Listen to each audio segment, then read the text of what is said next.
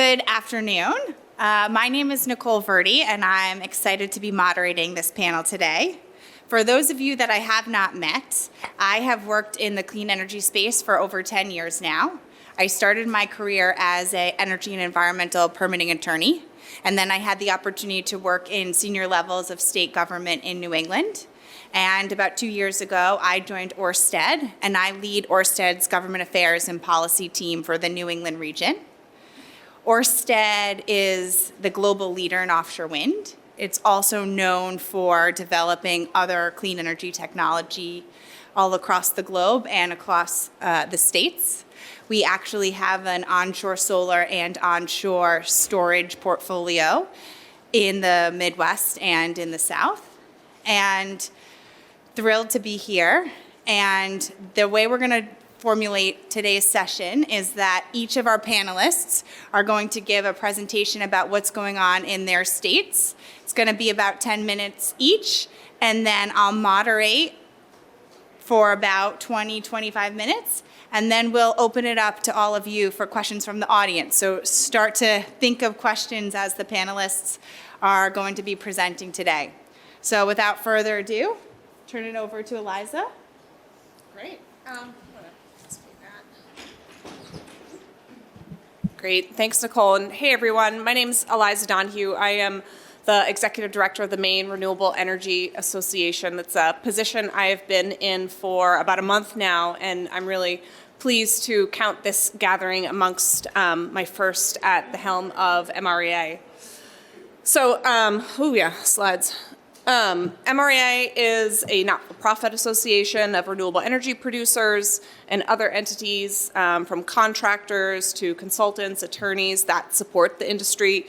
We play a large role in the policy space in the Maine State Legislature. I spend a lot of time in Augusta advocating for progressive renewable energy policy, as well as represent our members' interests before the Maine Public Utilities Commission.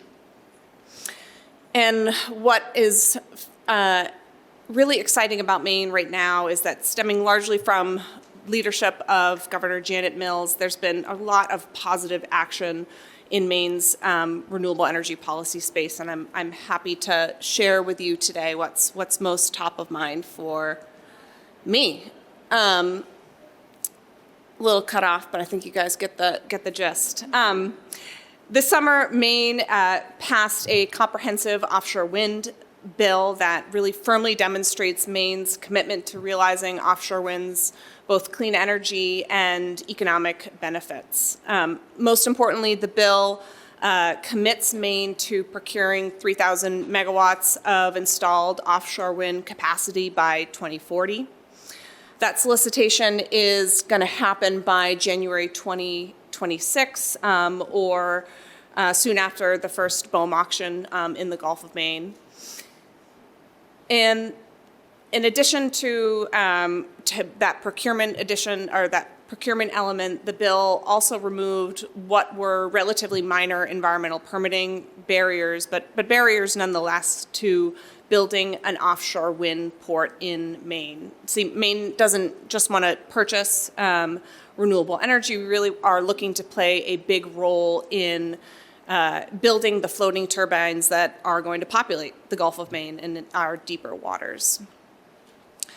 And finally, on offshore wind at least, and I think what's perhaps of greatest interest to the regional conversation that we're in today is that the bill called for coordinated solicitations, that is, coordinated with other states for both development and for transmission. So in addition to the outstanding wind resources off Maine's coast, Maine also has a really incredible onshore wind resource in Aroostook County, particularly in southern Aroostook County, which is Maine's northernmost county. To date, the Royal We, have been challenged to access those resources because of transmission constraints. Aroostook County isn't part of the ISO New England grid, for example.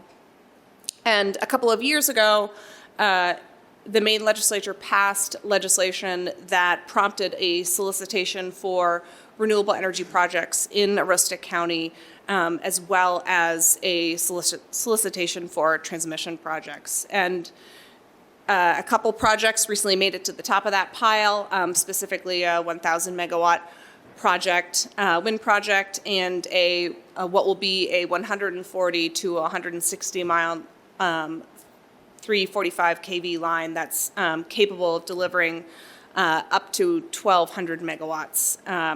And that is very exciting. So it has capacity to transmit more than the existing proposed 1,000 megawatt project. And similar to what I was talking about in the offshore wind space, what was key to the success of that initiative is the fact that Massachusetts will enter into long-term contracts for 40% of the generation and up to 40% of the transmission project's transmission service payments. That's a very big deal. You know, Maine, we're large geographically, don't have a lot of ratepayers, don't have a lot of resources. So that was key to our success. And can't help but wonder that same theme of regional cooperation is going to continue as Maine considers a storage procurement. I don't know if folks were in the same session that I was. We talked a lot about battery storage, and as folks are likely aware, our governor's energy office is in the process of developing recommendations for a program to procure up to 200 megawatts of storage. And that legislation could come as early as 2025. We've also put into statutory targets of 300 megawatts by 2025 and 400 megawatts by 2030. So those three kind of top of mind items, as well as many others, make me really feel quite optimistic that Maine will achieve a goal that was, fairly recently announced by our governor, Janet Mills, of 100% clean renewable energy by 2040. Right now we have statutory targets for 80% by 2030 and 100% by 2050. Those were set back in 2019. It's not yet clear whether we will put 100% by 2040 into statute, but that could happen as soon as this next legislative session. And I'm excited by the fact that early models are showing that it's an ambitious one, but it's quite doable. Particularly if Maine executes our existing procurements, those that we put on the books back in 2019. If we meet those offshore wind targets, if we meet those storage targets, keep up the great work that Maine's doing with heat pump installations and, and so on and so forth, so much of which relies on regional collaboration. So excited to continue this conversation. Thank you. Yeah.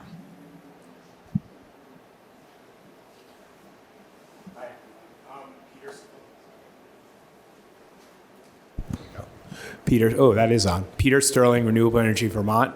Wow, it's great to hear a success story from Maine because it's going to take a darker turn as we talk about Vermont here.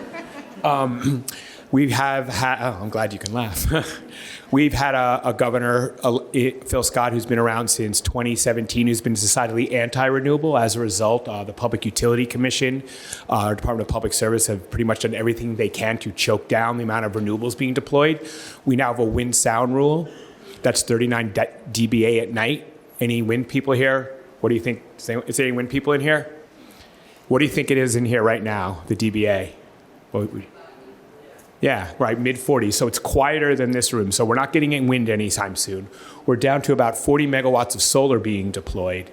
And that's because his department and the governor and the Public Utility Commission have essentially seen our RPS, Renewable Energy Standard, as a ceiling. And we are going to have to push legislation through our democratically controlled legislature who's inclined to do something this session in order to get the renewable energy industry going in Vermont. So that'll be my first slide, if I can. So we have a renewable energy standard, our RPS, that's 75% of sales by 2032 come from renewables. 10% of that comes from in-state sources, under 5 megawatt distributed generation. We're the only state in New England that has an in-state requirement. Next slide. The reason we need to do this, if you look at where Vermont's mix comes from, especially the top pie chart there, our physical deliveries, most of what we have is not really scalable. We're not building more wind in Vermont. Most Vermonters don't want to see us buy too much more Hydro-Quebec or bring on more biomass or really have more nuclear. So what's scalable for us is either New England system mix, which we know is a lot of natural gas, or wind and solar. Next slide. The other reason we need to move forward, as I said, our Public Utility Commission is using Vermont's lowest in the region requirement for new renewables as a reason to choke off bringing new solar online. We're down at about 10% new renewables as part of our RPS. Clearly, we need to do a lot better there. Go New Hampshire, New Hampshire. All right, go New Hampshire. That's right. Thank you. Next slide. You wanted to know that New Hampshire. And one of the biggest problems we have is our RPS really doesn't address climate change. And this is a schematic that shows what we do that's different than everyone else. Is we basically allow old out-of-region hydro, think of NIPA or Hydro-Quebec, RECs to use to cover our renewable energy requirements, which allows us to sell all of our wind and solar RECs, that are true Class 1 RECs out of state. So it's basically an arbitrage system that allows us to, meet our renewable energy requirement without bringing new renewables online. And as long as we can do that, our Public Utility Commission is saying we don't need to bring more renewables online. And of course, by not bringing, without additionality, we're really not helping to clean up New England's grid. It's a big problem. Next slide. So, because Vermont's moving quickly toward beneficial electrification, we're trying to get more people to transition to EVs and heat pumps. I was able to make the case, along with the coalition of environmental groups, to Speaker of the House and the Pro Tem, that now is the time to update Vermont's res. And we decided to go the route of a working group. One of the models I had was Maine's effort to move forward on storage. Started with the working group process that brought all the stakeholders together. So we passed this bill last year, and the recommendation is to get us to 100% renewable energy standard for all utilities by 2030. That's actually very doable for us. We can actually do that. The real question will be is how much new renewables do we bring online? Or, as you saw on the previous slide, will we get to 100% RPS just through REC arbitrage from old out-of-region hydro, which would obviously not be preferred. Then next slide. And so just to give you our goals, this is we have our coalition of all the biggest environmental groups and REV together have united. And so what we want to do is we want to cap our existing, what we call Tier 1, the existing renewable sources, at 40%. We want to increase our in-state purchases to 30% by 2035. Then we want to create a new renewable energy tier of 30% new resources from anywhere in New England, again, by 2035. So we would get to 100% by 2030 with slightly different numbers, but by 2035, we would end up here creating a new tier of resources that allow us to bring offshore wind and other large resources into Vermont, increase our in-state requirement, and then cap the older stuff at 40%. And we think that would be quite an achievement for our sector. And I think, I'm cautiously optimistic we're going to get pretty darn close. So we'll see how it all goes. That's my whole presentation, and thank you all for listening. Thank you. And last but not least, Natalie. Hi, everybody. Thank you for coming back from lunch and the EV car show. Did anybody get a chance to do some driving? Pretty exciting. Great. So you can do the next slide. Thanks, Nicole. So the Northeast Clean Energy Council, just as a little bit of introduction, is sort of a regional version of Clean Energy New Hampshire. So we work across the Northeast states, primarily in New England. We are a trade association, so we have many shared members here today. We also work with partner groups like Renewable Energy Vermont, Maine Renewable Energy, and who else? E2 Tech in Maine. So we work a lot with some of these other partner groups.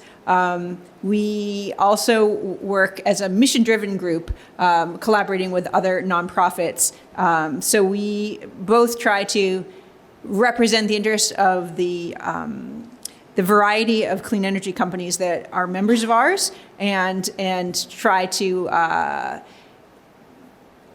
work on the twin goal of advancing the equitable and rapid clean energy transition. There we go. So we, as I mentioned, are not a state-specific group. We kind of, with my colleague Olivia here, who's our policy and regulatory analyst, we cover all of the states. So a lot of what we do is focus on key issues in the states that are happening on a legislative or regulatory or programmatic level. So with our members and with other advocates of clean energy and energy efficiency, we try to figure out, okay, what are the legislative challenges that we have, or the programmatic challenges? What's going to help to get more clean energy deployed and help the clean energy companies thrive and support the state and the community goals for energy savings, decarbonization, and all of that. So I've put up here a number of issues that we're following across some of the states. I personally live right on the New Hampshire border in Massachusetts. Olivia's in Rhode Island. But I've tried to pull up a few different topics that can give you a sense of what some of the other states are working on, because there really is a lot. There are efforts to improve the environment for interconnection of resources, solar and storage and wind and so on, building decarbonization, energy efficiency issues, and of course transportation as well, with getting the EV charging system working and ramping up to meet our demands. So a couple of the issues to watch. I know Nicole will talk more about this. Regional collaboration is a big one, and certainly for small states, anytime the states can partner together on policy issues, on procurement issues, sharing best practices is something that can help us get to scale.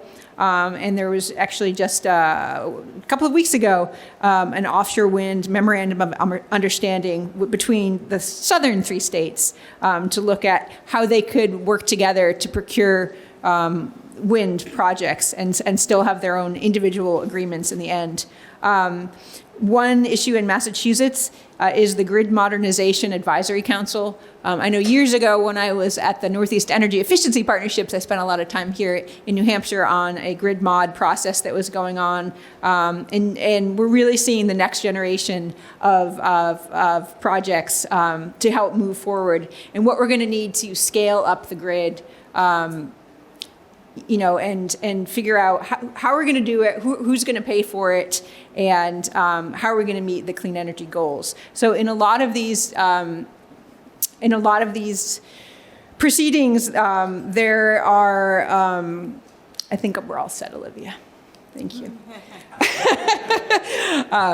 In a lot of these proceedings, there are, utility folks, community stakeholders, and clean energy advocates and others that are looking at how to address the myriad of challenges to build out the grid, what we're going to need, because we know as we talked about, we know we're going to need to build things, we're going to need to build the grid, but we're also trying to balance costs, impact on the environment and on communities, wanting to make sure that these projects positively impact communities and that people have a voice in what is cited.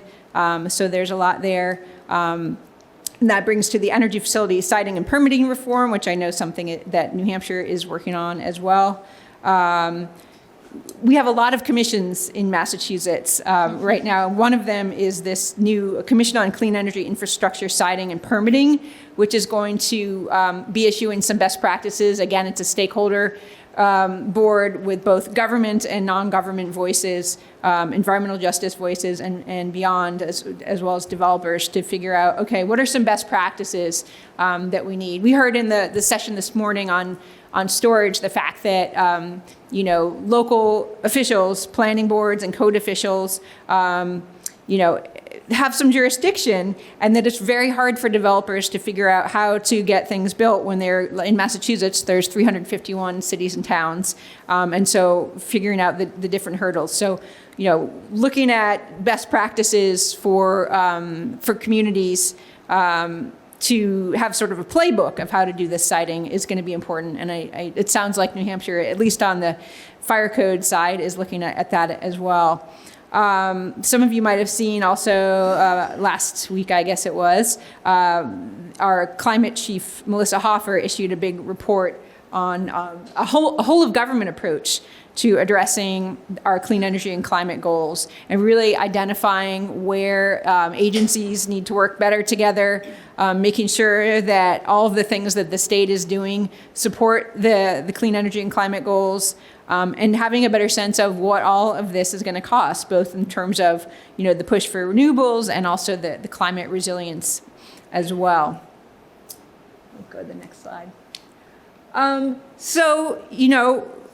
We were talking about this morning, we're going to build more renewable energies across New England, solar, wind, and so forth. We're going to need more energy storage, and we need new regulatory frameworks and programs to get there. I see my colleague Rick Lebrecht from Agilitas Energy here, who's one of our major storage developer members. And we've been working with Rick and his colleagues in Massachusetts, Connecticut, and Maine to figure out what are going to be the new regulatory frameworks. How are we going to decide what it costs to connect to the grid for storage? That we want to see the values of storage captured in terms of being an asset to the grid, and not just something that is creating new costs, but is something that is going to help add resilience and certainty to the grid.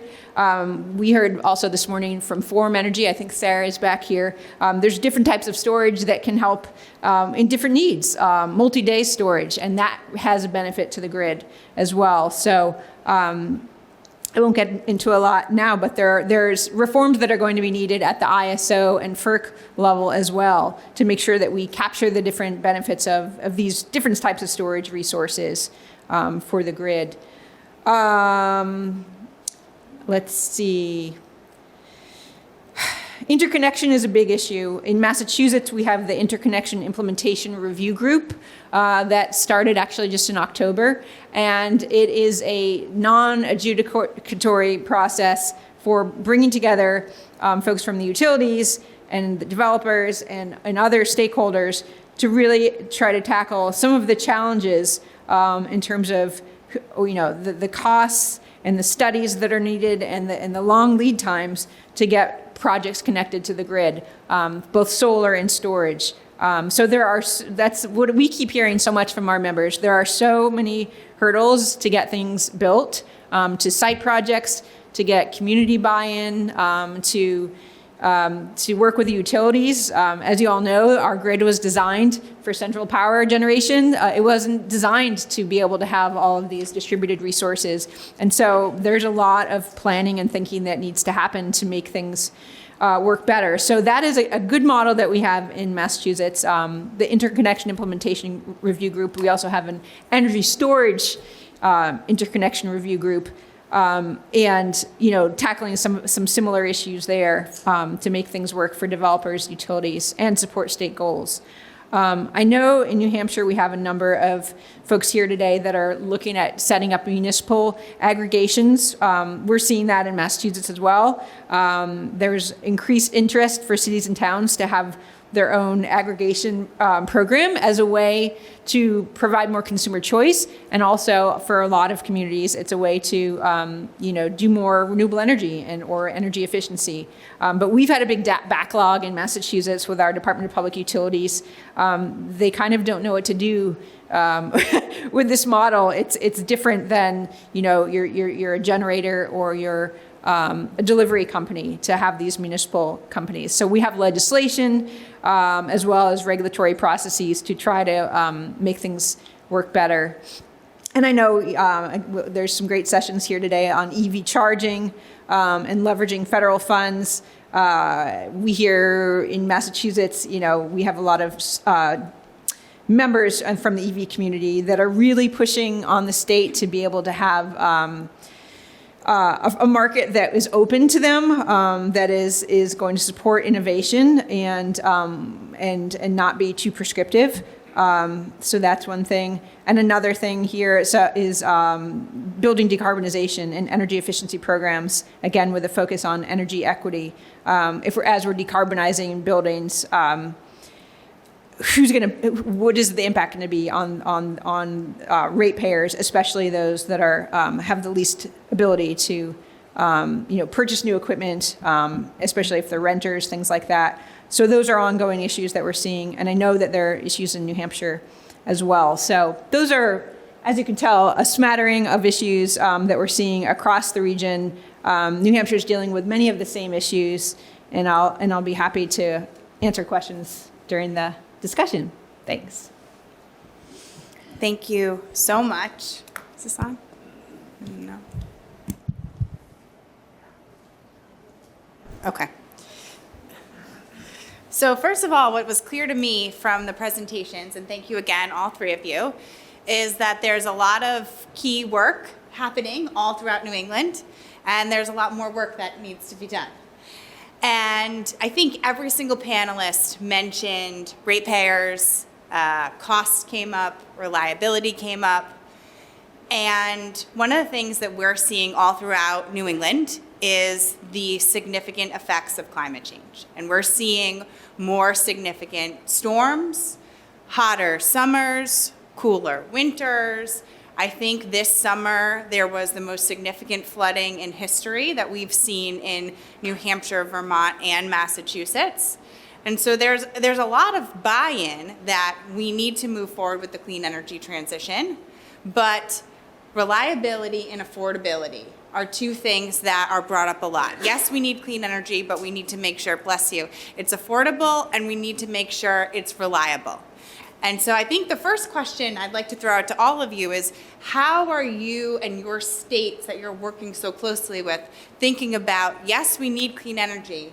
How do we make sure it's reliable? How do we make sure it's affordable? And what does that balance look like? Because I know it's on a lot of folks' mind. Who wants to start? I can start, and maybe it's a bit of a kind of a bigger picture answer, but I will share some of the challenges that we've faced in Maine is helping people to understand what the long-term costs are of the impacts of climate change. And that's been a real messaging challenge that Maine has had, particularly as we've seen, fairly significant bumps in the road in our net energy billing program that happened, to coincide with, extreme spikes in cost of natural gas, people really pointing the finger at solar as being kind of the reason for increases in folks' utility bills. And I know that I have understanding the long-term costs of the impacts of climate change, delivering that in a 3-sentence message is incredibly challenging. And I think it's something that we are all going to be challenged with for the entirety of our lives and careers. But it's one that is continuously top of mind. How do we get people to not think of kind of the bill in front of them, but think about the culmination of the various bills that are going to kind of make their way into their mailbox or their inbox or however people get bills these days, and think about that as opposed to kind of what's in the present moment. Hi. Before I worked at REV, I was the chief of staff in the Vermont Senate for 4 years. And I would like to throw out a question to all of you. Do you know how many times a legislator came up to me and said, Peter, I am hearing my constituents say electric bills are the thing that's making life unaffordable in Vermont? Give me a number. Come on. Zero. Thank you. 0. And these people complained about a lot of things to me. My job was to listen. Okay? So the first thing is Vermont has moved forward with renewable energy standard reform. We have, like I said, the only in-state purchasing requirement in New England, and we have the second lowest rates in New England. So I want to push back the idea that moving more forward on renewables will actually have a real impact on rates. That's serious for folks. It's serious for folks when their healthcare bill goes up 16% in a year, when gas prices spike and drop. That's what's hurting low-income folks. It's not whether your electric bill is coming in at 16 cents a kilowatt hour or 16.5 cents. That's not what's going to push people over the edge. But I do think, given, at least in Vermont, we have renewable energy professionals that can bring on renewables that are affordable. Look, we just need procurement programs and a law that will allow us to do it. The other thing is, I don't know if any of you saw a couple weeks ago, our largest utilities, Green Mountain Power, they were on the front page of the New York Times talking about an initiative that they want to do to harden Vermont's grid. They're going to spend over $200 million, which, I always say in Vermont, if you want to know how much something costs for a real estate, add a zero, right? So in a real estate, that'd be like a couple $1 billion. They're spending a lot of money to harden the grid. That's my long way of saying fighting climate change is not free. And I'd like to make sure folks hear that message in the State House, in the real world, because it isn't free. We've lived for too long on a fossil-free economy, and we just have to say to folks, look, let's be honest. We've had the worst floods in our state. We've had air quality problems for the first time. I mean, people don't move to Vermont because the nightlife's great or the weather's awesome. You move because it's like a decent place to live. And now we have air quality problems. We have flooding. Our winters are taking a nosedive because it's just not snowing as much because of climate change. And when it does snow, it's so darn close to the freezing that you're not even getting to ski out of it.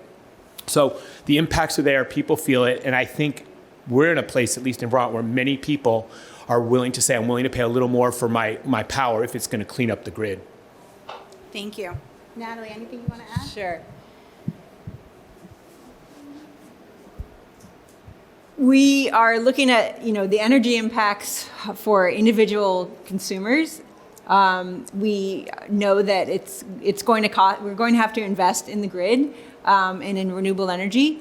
But what is the cost of doing nothing? So we at Northeast Clean Energy Council are looking with our partners and thinking about, okay, how do we make sure that those who are least able to pay have the most benefit? The communities that have been left behind, whether they're urban or rural, have the most investment in their buildings. For example, if you have renters and you have fuel assistance, if you switch to a heat pump and now you pay your electric bill, even if it's more efficient, you're still paying your bill. So we need to do all that we can to front load those dollars for energy efficiency. I know New Hampshire has some big decisions to whether they're going to re-up on the energy efficiency programs. That's the best thing. That energy efficiency is the best investment that you can make, and we have to continue to take care of those energy efficiency and demand response and other options together with the clean energy, because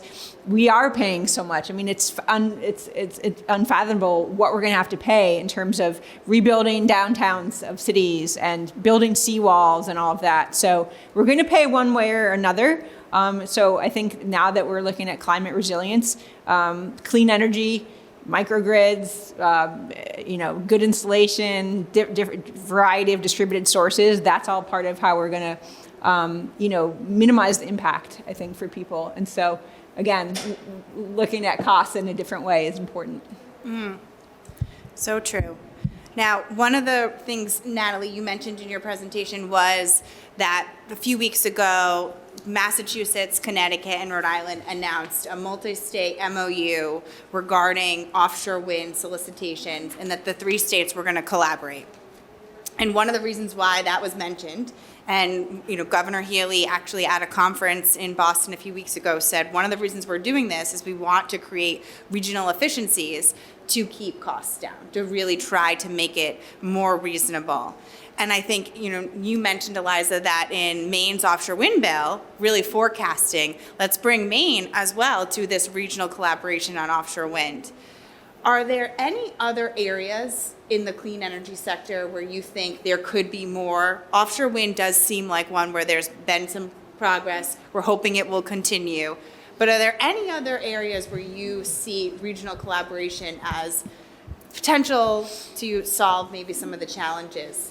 Collaboration on transmission is certainly one. And I think all the states, did New Hampshire get in on that well, the multi-state memorandum? I think so, yeah. Right, go New Hampshire. So, that can help to bring in more federal dollars. Coordinating, obviously, we have a regional grid that most of New England participates in, as well as, learning from some best practices in other states. I know that states will frequently look to their neighbors or even states out of region to say, okay, who's gone down this path before? We don't have to reinvent the wheel every time. And obviously every state is going to make things a little bit their own. But I think that both, that regional collaboration on large-scale procurements like wind and on transmission planning, as well as, sharing best practices in program development and regulations is going to be important. Any other areas for regional collaboration, Peter or Eliza, that you think are possible or you see as kind of next steps for the clean energy transition? One just to build on the regional transmission is the idea of two-way energy trading with Quebec. I mean, that will be, a key component if we really are serious about getting to 100% renewable energy for ISO New England, being able to send excess renewables up north and being able to draw down their incredible reserves of hydropower when we need it will be key. And I'd say, I mentioned them already in my presentation, and and others have said that as well. Offshore wind, onshore resources as well, transmission. I think the opportunities are endless. These large capital expenditures, making sure none of us have to go it alone. Thank you. All right, I'm going to move to some questions that are more specific either about your presentations or technologies that were mentioned. So Peter, your presentation was very informative, and it was a little bit, I would say, as you mentioned, darker than maybe the presentations of Eliza and Natalie. And I'm just wondering if you could share a little bit more about the biggest obstacles that you think you have faced and are going to face with the RES reform.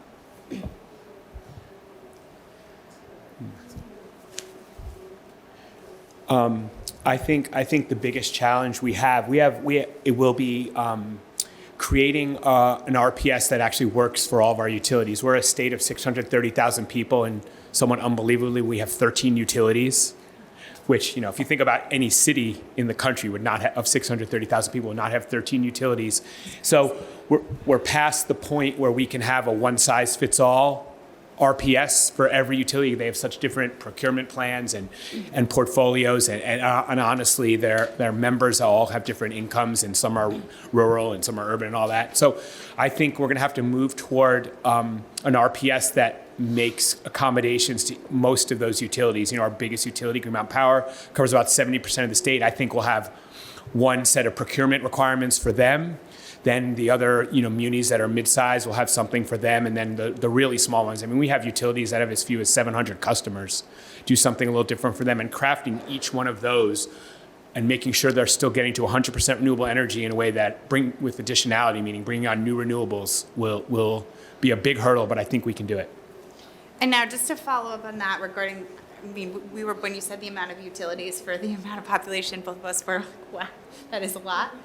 And I'm curious, utilities, and I have a lot of respect for the job that utilities have to do, and it is not easy. And whenever there's a storm, who does everyone get incredibly frustrated with? The utility. You want your power turned on immediately. But at the same time, the utility structure is set up where utilities are generally a little bit more risk averse. And so pushing and incentivizing, moving quickly, innovatively is not really something that is part of their purview in most states. And I'm curious how have the utilities been in this work? Well, I will say one good thing about our utilities, and if there are any Vermonters here who want to chime in, you should. But unlike the stories that I hear from other states, particularly some in Maine, our utilities are incredibly responsive to our customers. I mean, we have amazing customer service from Green Mountain Power, the biggest one, down to the smallest muni. They're very sensitive, very attuned to what their people want. And they know that most Vermonters are very concerned about climate change. And so there is, we have, like I said, 3 utilities that are already at 100% renewables. Our next 2 biggest ones, Green Mountain Power and Vermont Electric Co-op, have already committed to getting to 100% renewable by 2030, granted, using the REC arbitrage scheme largely that I mentioned, but they're still trying to get there. And they're not saying we shouldn't do anything. It's a question of how much, how fast. So they know that they can't come out and say, we're not into this. We don't think we need more renewables. We have to push them harder than they probably want to go. But we're not facing giant opposition from our utilities in the overarching goal of getting to 100% renewable, which is actually pretty encouraging because they know their people want it. That's very encouraging. Yeah. Now, solar was mentioned in a few different presentations, and if you're working in the clean energy space, you probably go to conferences on clean energy every so often. And for me, every conference I go to when solar is discussed, interconnection is discussed. And constantly it feels like there's just conversation after conversation about how difficult it is when it comes to interconnecting, and when it comes to interconnecting all sorts of renewables, but solar specifically. Natalie, would you like to just talk a little bit about, is there any end in sight regarding the interconnection issues? Has there been some progress? What do you see as kind of in the near future for interconnection as it relates to solar? I think the second one, there's been some progress on interconnection. And I mentioned the Interconnection Implementation Review Group in Massachusetts as one good model. There was some landmarks, they're called CIPs, Critical Infrastructure Projects. Is that what they're, Rick? CIPs, conditional. So where there are constraints in the grid and the utilities know that they need to add more substations and capacity to bring in more distributed resources, it used to be the last one in paid. And so there'd be these studies that are required, and these big interconnection queues.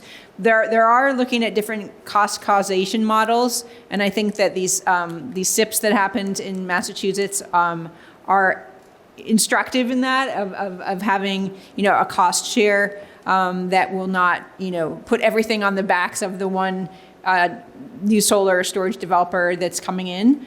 So that's encouraging. We are looking with promise still to the grid mod process in Massachusetts. We're hopeful that there would be a full methodology in what we saw from the utilities or the EDCs filed, but the details aren't there yet.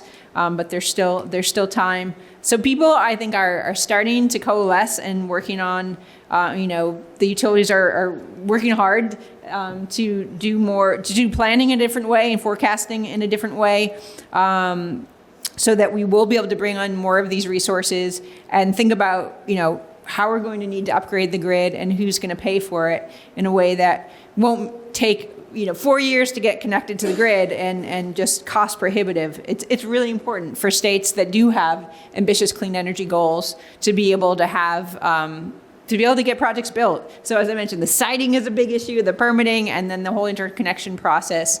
I would say that there are improvements, but we're not there yet.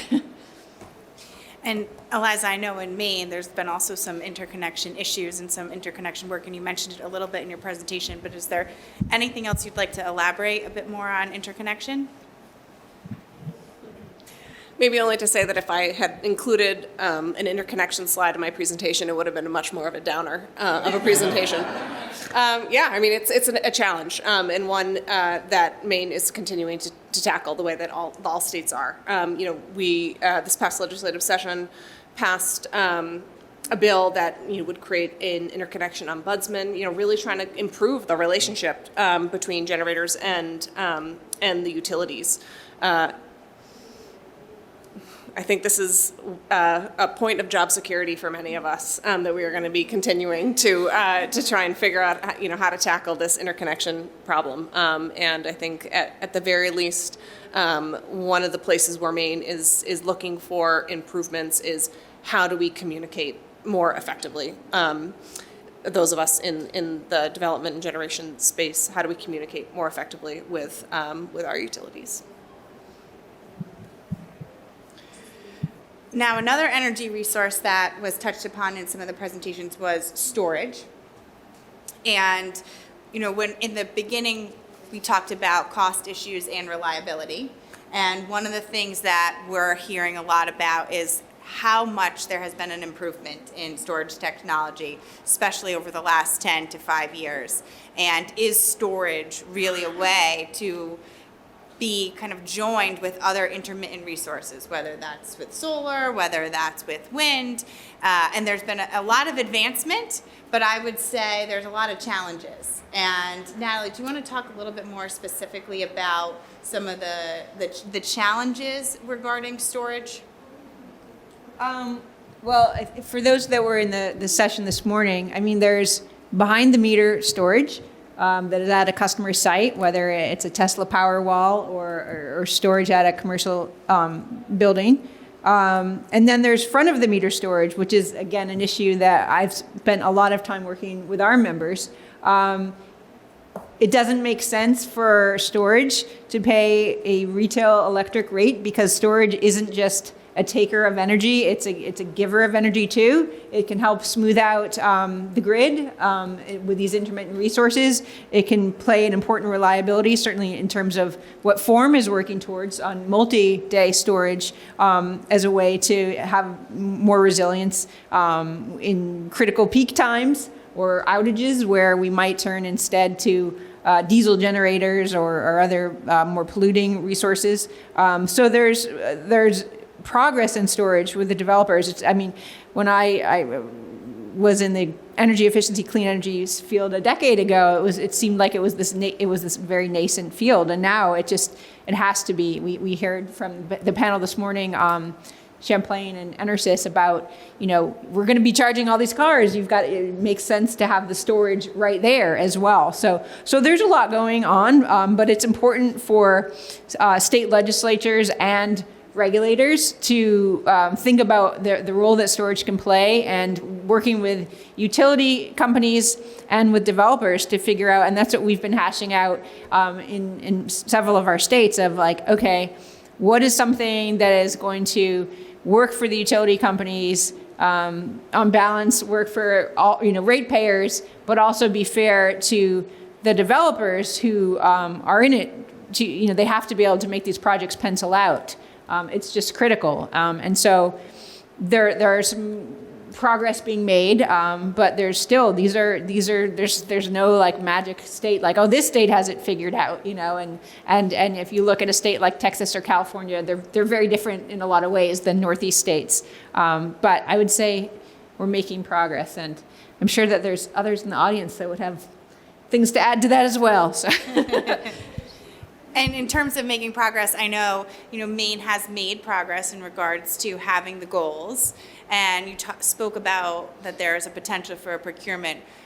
Do you see that coming? What do you see some of the obstacles? Where is that in progress? Yeah, I've already forgotten exactly what the year is, but I think we'll have procurement, whether it be next year or the year after. I think that when I think about my personal work as a lobbyist, as a regulatory attorney, storage is going to be a big part of my work. It's passing legislation, getting those targets on the books, saying that we want a procurement.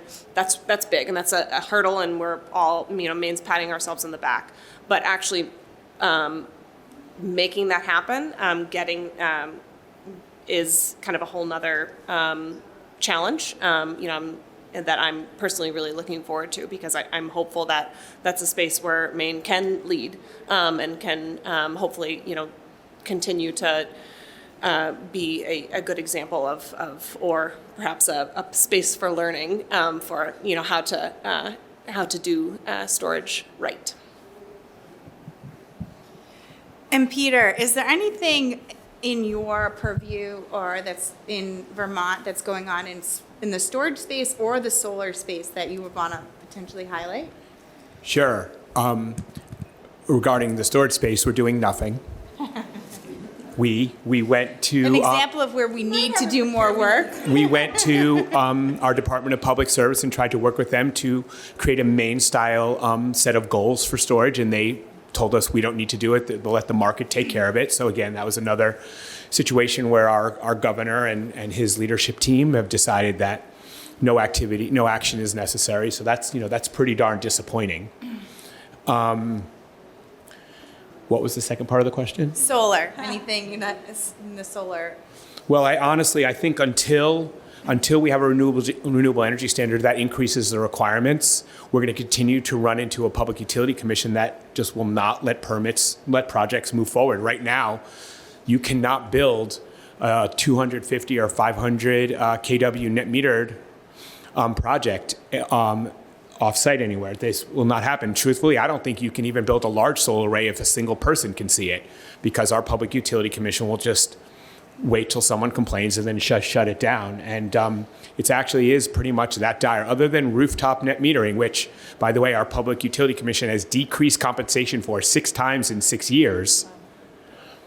That's probably the only thing that's really getting built. And so we really do need legislative action to decrease that chokehold on our solar industry. To say nothing of the wind sound rule, like I said, which is 39 dBA at night, which means we're not building anything of consequence in wind anytime soon. Yeah, it is clear from your presentation and from the conversation today that legislative reform is key to everything. It really feels like. But I do want to say, in the other parts of my life, I'm a really positive person. I really am. It's just this one thing. Efficiency is one large thing. I said this one large thing. Yeah. Other than that, Mrs. Lincoln, how'd you like the play?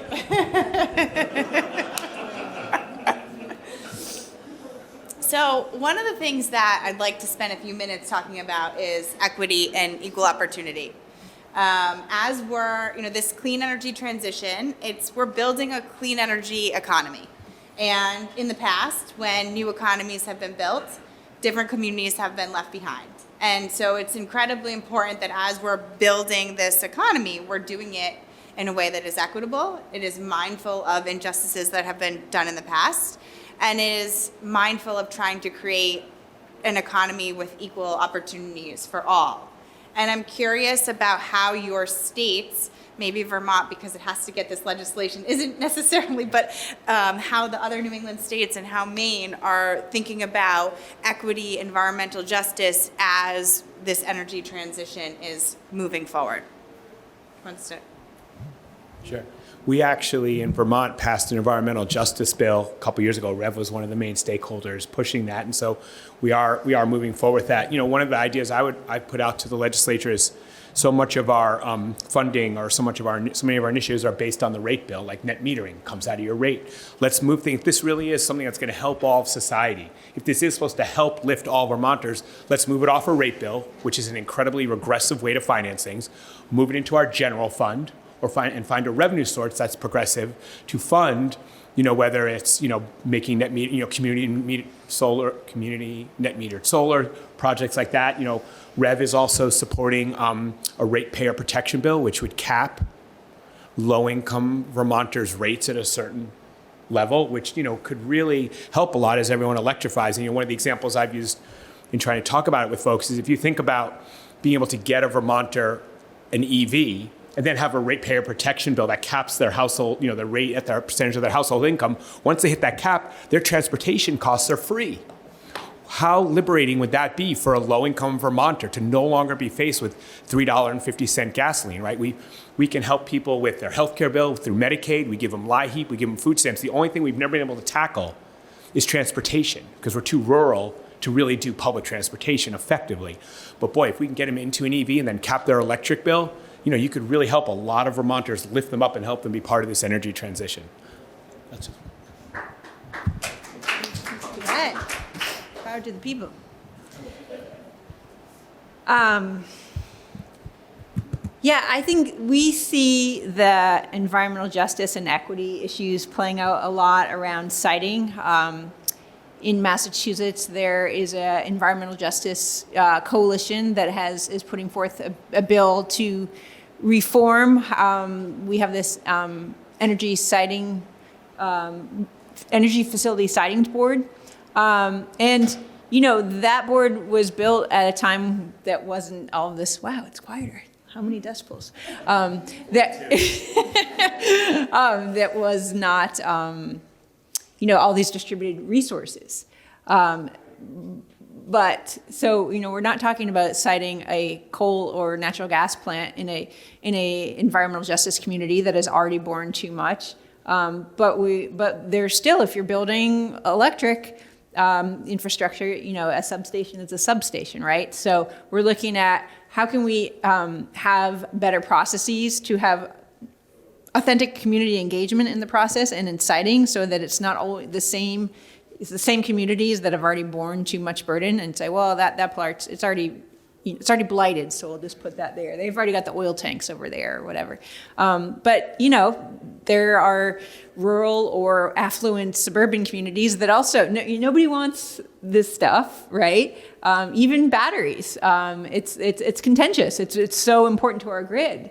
But so we've got to, I think that we've got to get everybody to see the value of this so that it's, in terms of if we are citing projects, that we do it as low impact as possible. I know that for a lot of communities, they're looking at, well, what equipment are you going to use? If you're going to use electric powered equipment that isn't emitting instead of diesel delivery or forklifts lifts or things like that. So it's sort of building that stuff in terms of minimizing the environmental health and the ecological impacts is really key.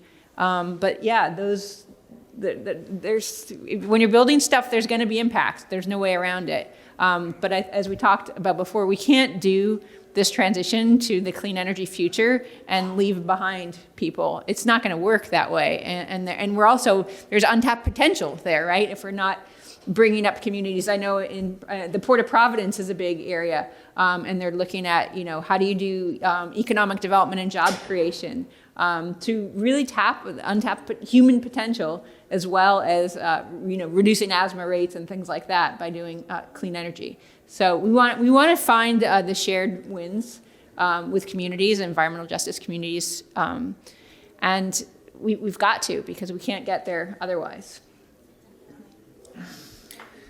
Yeah, I think maybe to add on to that, similarly in Maine, we've pursued legislation that would incorporate environmental justice consideration into our state decision-making processes. But I think to build off of what Natalie was describing, there are also initiatives happening in Maine about workforce development, and I think that that's one, speaking more about what our kind of collective community, I think, could do, has opportunity to do a better job is telling the story of the jobs that are going to be a part of this clean energy transition, and making sure that those jobs reach a wide variety of people and have the opportunity to lift existing Mainers, new Mainers up, and create a really a comfortable, wonderful life. And I'd just like to add to that, because not only Orsted, but other offshore wind companies are really dedicated to making sure that we're building responsibly and that we all are creating equal opportunity. And so workforce was mentioned, all of the requests for procurements in all of the New England states, and honestly everyone that I've seen up and down the East Coast, requires a plan to make sure that you're involving the community from the beginning, not after decisions are being made, but before decisions are being made, to get real input. There's also a desire to make sure that supplier diversity plans are part of your bids. So it's not just Orsted or the other offshore wind developers hiring diverse workforce. It's the suppliers, our tier ones, our tier twos, making sure they're also hiring a diverse workforce. And then added to that, there's different training programs, partnering with local community organizations that have the trust built with the folks that we want to see part of the future. And so there's so much work in the offshore wind space, really trying to make sure we're doing this right, and we're doing this genuinely, and we're doing this thoughtfully. So on that, I think we have a few more minutes for questions, and I can ask questions for days. I love this stuff. I'm a clean energy nerd, but I would love to open it up to the audience and see if you guys have any questions for our really talented panelists. Yes, all right. I'm going to bring the mic to you. Let's start first. You want to come over here? Nicole, first, I was bummed to hear that Orsted's not going to do the New Jersey offshore wind project. I found myself thinking, oh God, did we miss an opportunity because we've dragged our feet as a nation? You're not supposed to answer questions, but I'll park that in your brain, because I'd really love to hear your insights without putting you on the spot. The other thing is, a group that I've been following pretty closely is the PJM Cities and Communities Coalition, which is focused in the New Jersey, Pennsylvania, Maryland, ISO region. really trying to better connect communities with their ISO, because so much of what happens in the ISO is a black box to all of us, and yet so important. Has there ever been any talk, looking at you, Natalie, thinking about it from a New England regional standpoint, about how we up our game on the ISO front, given that there's so much influence they wield? So I'm thinking about groups like Slingshot Initiative, and they run Fix the Grid, and they and other community coalitions have really been pushing for more transparency and community involvement. ISO New England's job is to coordinate the delicate dance of when the grid, resources come up and down, and so they're really focused on reliability of the power. And I know that your governor here in New Hampshire took pot shots at this, but the ISO has been asked, I think, by many of the other New England states, if not all besides New Hampshire, to have a new environmental justice top-level person for community engagement and EJ issues. And the importance there. So I think that is involved as well. I will also say that I've gotten to know there's a new office at FERC, the Federal Energy Regulatory Commission. Is it energy or electric? Anyways, energy. I heard someone say electric this morning. So at FERC, the Office of Public Participation, and they have a field staff. There's a fellow named Matthew Rolnick out of Portland, Maine, who is working. They're trying to find ways to make these opaque, processes more transparent and make it easier for community groups to get involved in things where there's federal jurisdiction. So there's some hopeful things going on, but I will look at that PJM. What is it called? Community Initiative? Cities and Communities Coalition. Cities and Communities. PJM-CCC. Cities and. Them. Cool. Yeah. That's interesting. Yeah. Okay. Now I'm going to answer your question briefly because I think you deserve it. And I will say this, it's a really challenging time for the offshore wind industry. We will get through it. I have the utmost confidence that we will get through it. But supply chain issues in light of the war in Ukraine, in light of honestly coming back after COVID, have made it incredibly difficult for the offshore wind industry. Inflation. It's also inflation and interest rates have made it incredibly difficult for the offshore wind industry. And Orsted is a publicly traded company, and we have a duty to our shareholders at certain points throughout the year to evaluate each of our projects. And we make a project-by-project evaluation, and if the value of the projects go down, it's called an impairment. We have to announce that. If the value of our projects go up, we also have to announce it. And yesterday, the Orsted Board of Directors announced that our New Jersey projects were at such an impairment that we were ceasing development. So Ocean Wind 1 and Ocean Wind 2, unfortunately, are ceasing development. It is not an easy decision, and it is not a decision made lightly. But I also want to say there was also positive news that was made yesterday.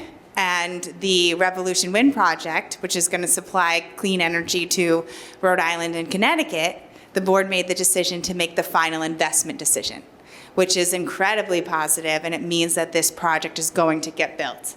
And so it's a project-by-project decision.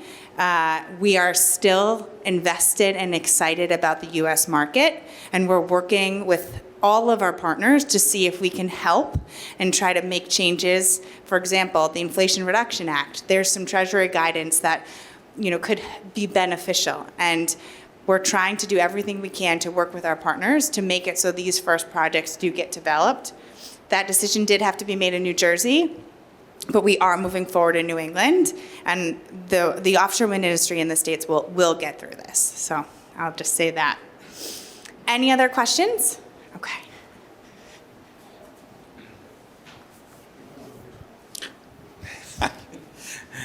Thank you. John Gage, Wyndham Local Energy Committee and State Chairman of Citizens Climate Lobby. So when I look around the world at climate policy, carbon pricing is spreading and prices are rising. 23% of global greenhouse gases are under a price. The EU has a price of $85 a ton of CO2. Canada's rising $15 a year to reach $135. And CBAMs are starting. So U.S. exporters will have to start paying other countries their carbon price when we sell goods into their marketplace. I think carbon pricing is inevitable at the federal level, especially cashback carbon pricing, so that people actually benefit.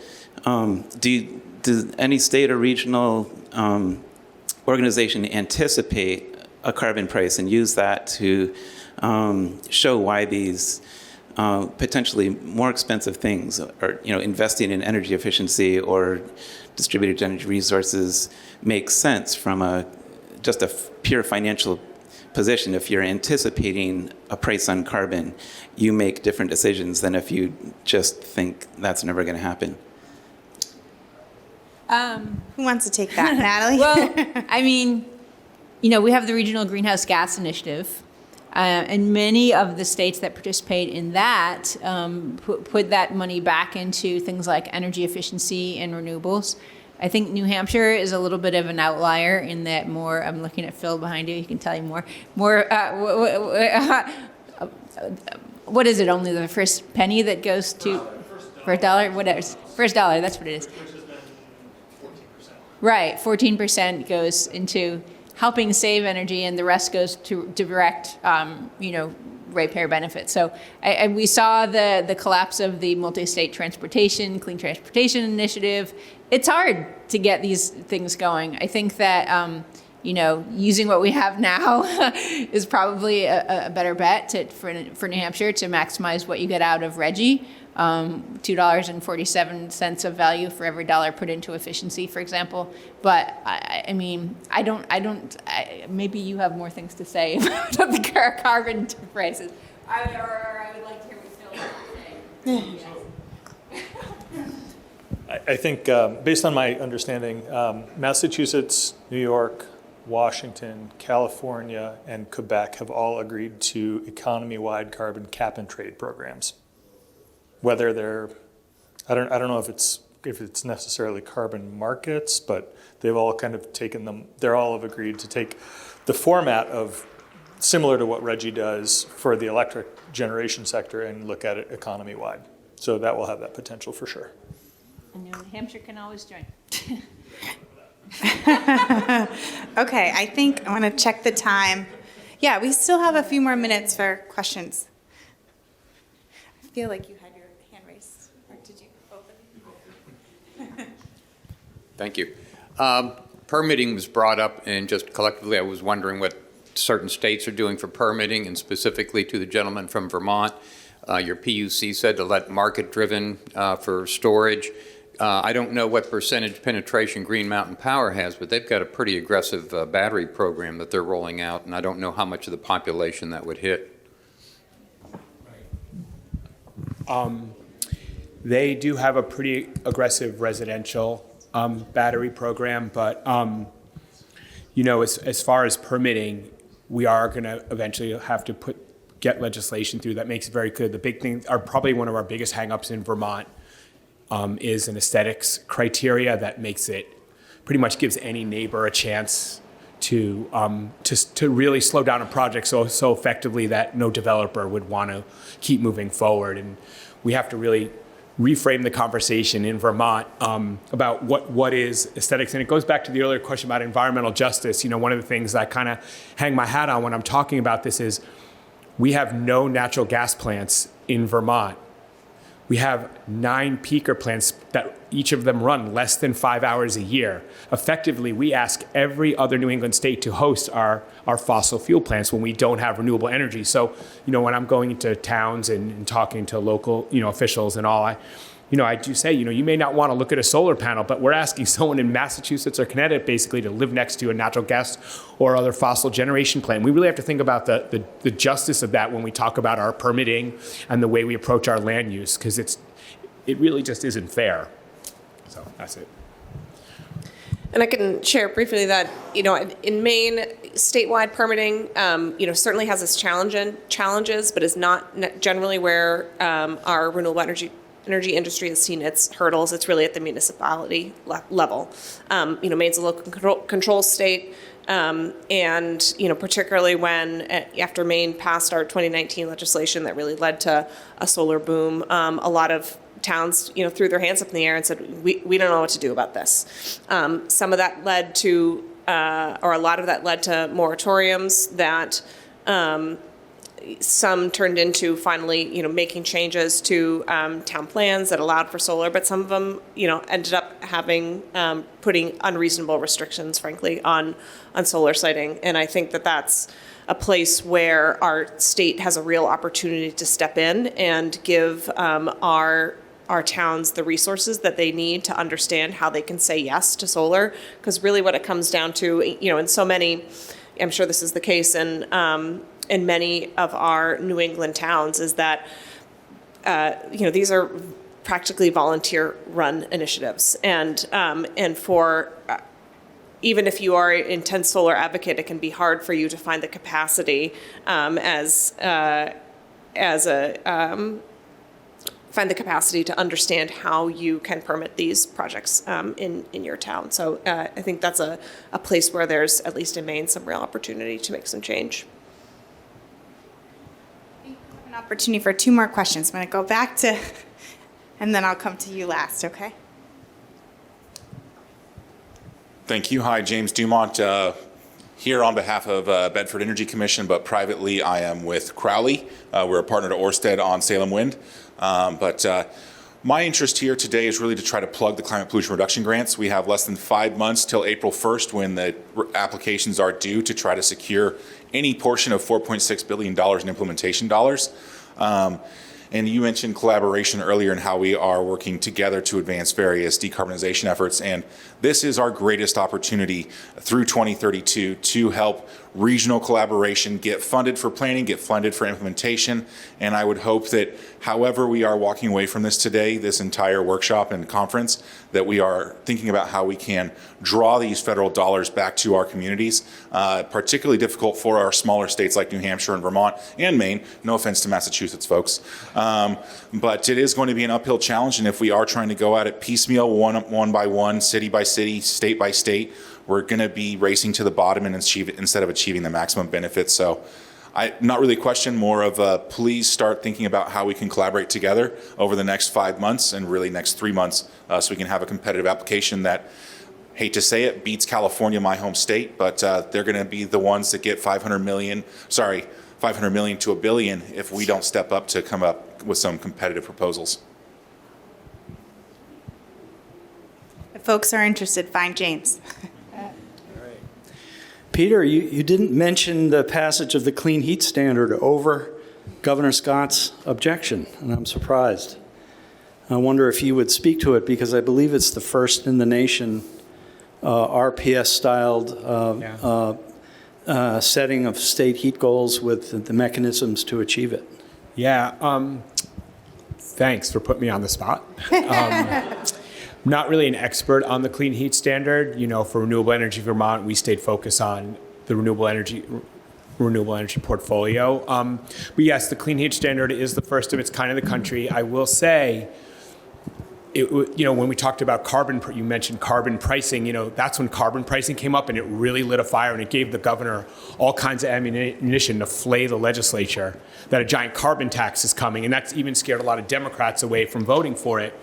So they essentially, they passed a bill, but they kicked it over to our Public Utility Commission to create the actual structure and then come back and tell them how much it's going to cost, because the legislature got so scared about the carbon pricing and the impacts on the economy that they weren't willing just to vote it into existence. So in 2025, the Public Utility Commission is supposed to present to the legislature its plans for implementing the clean heat standard, including how much it will cost, which is going to create, quite a lot of blowback, because it's going to be a pretty hefty bill. And I don't think every Democrat who voted for it has really thought through what it's going to look like to vote for a, 9-figure, basically carbon tax. So, there's a long way to go on that one. And honestly, that's also driving our coalition's efforts to pass RPS reform in 2024, because we don't want to get mixed up in what happens in 2025 with that clean heat standard. And certainly, I think we would all agree that waiting until 2026 to increase the amount of renewable energy coming into Vermont is way too late. So there's a long way to go. There's an election before that vote, so you never know if an election will change the dynamic if this governor runs. There has to be at least 100-something Democrats who want to vote for the clean heat standard around in 2025. So a lot of ifs, but, they seem pretty committed. In my experience, from working in the legislature, once legislators do pass a bill, they are pretty committed to seeing it through. They're not going to just walk away. So I'm hopeful they can withstand the blowback over that large price tag. I believe they will, unless the election goes really, really badly, which I don't see it going. Happy to talk more about that privately as well.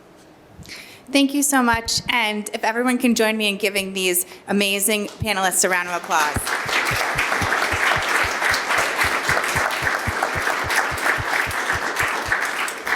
Enjoy the rest of the conference.